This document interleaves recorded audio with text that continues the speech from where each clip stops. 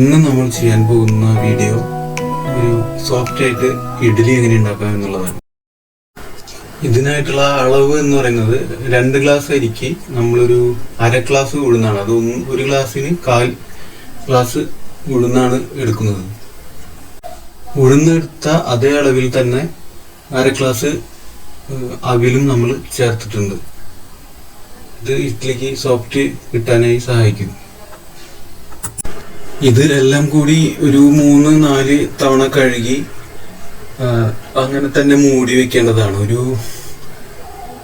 8 മണിക്കൂറോളം നമ്മളിത് ഫെർമെന്റ് ചെയ്യാനായിട്ട് വെക്കേണ്ടതാണ്. ഇപ്പോൾ 8 മണിക്കൂർ കഴിഞ്ഞിട്ടുണ്ട്. നമ്മളിനി ഇത് നല്ല ഫൈനായിട്ട് അരച്ചെടുക്കാൻ പോവാണ്. നമ്മളിനി ഇതേ വെള്ളത്തിൽ തന്നെയാണ് ഇത് അരച്ചെടുക്കാൻ പോകുന്നത്. അധികം ഉള്ള വെള്ളമാണ് നമ്മൾ മാറ്റി വെച്ചത്. നമുക്ക് ആവശ്യമുണ്ടെങ്കിൽ മാത്രം യൂസ് ചെയ്യാം.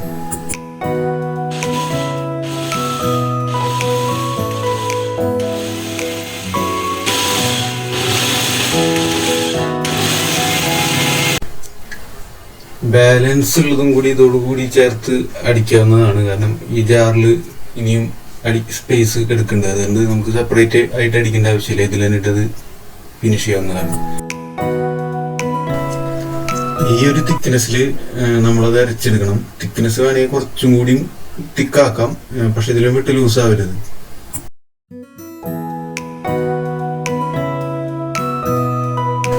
ഇഡ്ഡലി സോഫ്റ്റ് ആവാനായിട്ട് 2-3 കാര്യങ്ങൾ നമ്മൾ പ്രത്യേകം ശ്രദ്ധിക്കേണ്ടതായിട്ടുണ്ട്.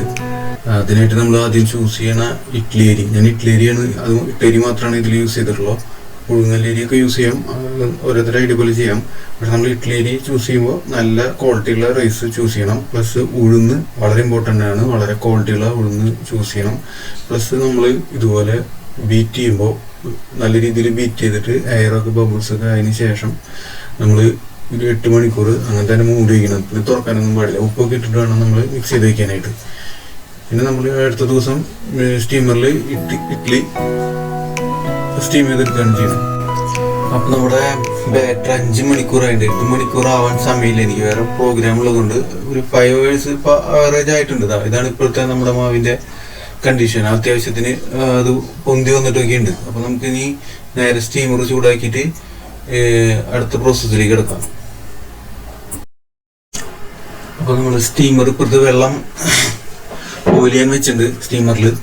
ഇപ്പോൾ ഞാൻ ഈ തട്ടിൽ എണ്ണ പറ്റിയിട്ടാണ് നമ്മൾ ഇഡ്ഡലി ചെയ്യുന്നത്. ശരിക്കും അങ്ങനെയല്ല ചെയ്യുന്നത്. നമ്മളൊരു തുണിയോ അല്ലെങ്കിൽ ഒരു ബട്ടർ പേപ്പർ ഉപയോഗിച്ചിട്ടാണ് ചെയ്യേണ്ടത്.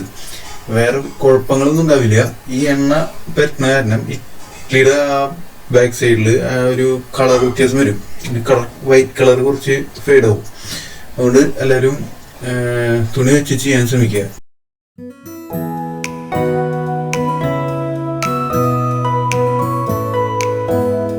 വെള്ളം തിളച്ച് കഴിയുമ്പോൾ നമ്മൾ സിമ്മിലിട്ടിട്ട് തട്ട് കയറ്റി വെച്ചിട്ട് ഓരോ തട്ടിലായിട്ട് ഒഴിച്ചു വിടും. അപ്പോൾ 2 തട്ടിൽ നമ്മൾ ഒഴിച്ചു കഴിഞ്ഞു. 3ാമത്തെ തട്ടാണ്.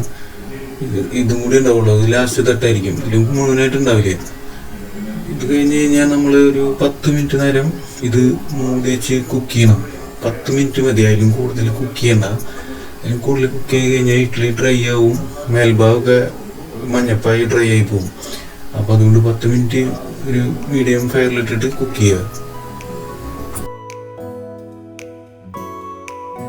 അപ്പോൾ നമ്മുടെ 10 മിനിറ്റ് കഴിഞ്ഞിട്ടുണ്ട്. ഇഡ്ഡലി എല്ലാം ഓക്കെ ആണെങ്കിൽ നമ്മളിത് ചൂടാറിയതിന് ശേഷം നമുക്കിത് സെപ്പറേറ്റ് ചെയ്തെടുക്കാവുന്നതാണ്. നമ്മളിവിടെ 5 hours ആണ് ഫെർമെന്റ് ചെയ്തത്. അതൊരു 8 hours ചെയ്യുകയാണെങ്കിൽ ഇതിലും കുറച്ചുകൂടി മാവ് പൊളിച്ച് പൊന്തുന്നതായിരിക്കും.